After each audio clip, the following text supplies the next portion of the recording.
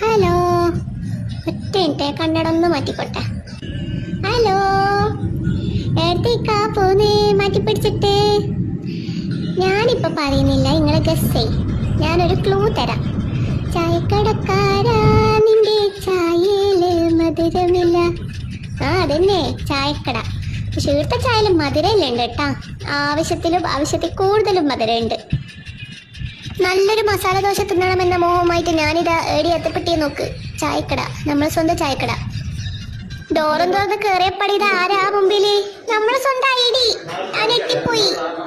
പിന്നെ ഒന്നും നോക്കില്ല, ഓടി വന്നിരുന്ന് 2-3 മസാല ദോശക്ക് അങ്ങ് ഓർഡർ ആക്കി.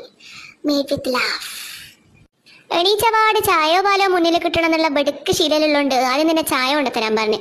അതിന്റെ ബേക്കിലേ ഇതാ വന്നില്ലേ നമ്മളെ സാധനം, ദോശ വട സെറ്റ്. യാ മോനെ, ആർഭാടൊട്ടും കുറക്കണ്ട വിചാരിച്ച് പൊറോട്ടയും ബീഫ് ഓർഡർ ആക്കിനിട്ടാ. എൻ്റെ മോനിതാ ബുക്ക് മറിച്ച് നോക്കുന്ന പോലെ മസാല ഉണ്ടോന്ന് ദോശ മറിച്ച് നോക്കുന്നുണ്ടേ. പിന്നെ ഇതാ ഇത് കണ്ടുകൊണ്ട് ഫുഡ് കഴിക്കാൻ ഒരു പ്രത്യേക സുഖം. സ്നേഹമാണല്ലോ ഭക്ഷണം, ഭക്ഷണമാണല്ലോ സ്നേഹം. അതെങ്ങനെയുണ്ട്? പിന്നെ ഇന്നത്തെ പടം how to eat masala dosa. ആദ്യം ഇപ്പത്തെ സാമ്പാറിൽ മുക്ക, നടുക്കത്തെ ചട്ടിയിലെ മുക്ക, സൈഡിലെ ചട്ടിയിലെ മുക്ക, എന്നിട്ട് തിന്നാം. ഐഡിന്റെ മാവായിട്ടതൊന്നും ഒരു പ്രത്യേക ടേസ്റ്റ്. പുറത്ത് നല്ല ക്രിസ്പി, അകത്ത് നല്ല സോഫ്റ്റ്. അടുത്തതായി പഴംപൊരി ബീഫ് കോംബോന്റെ വിളയാട്ടത്തിന് ശേഷം ഞാൻ തന്നെ ഒറ്റക്ക് കണ്ടുപിടിച്ച കോംബോ.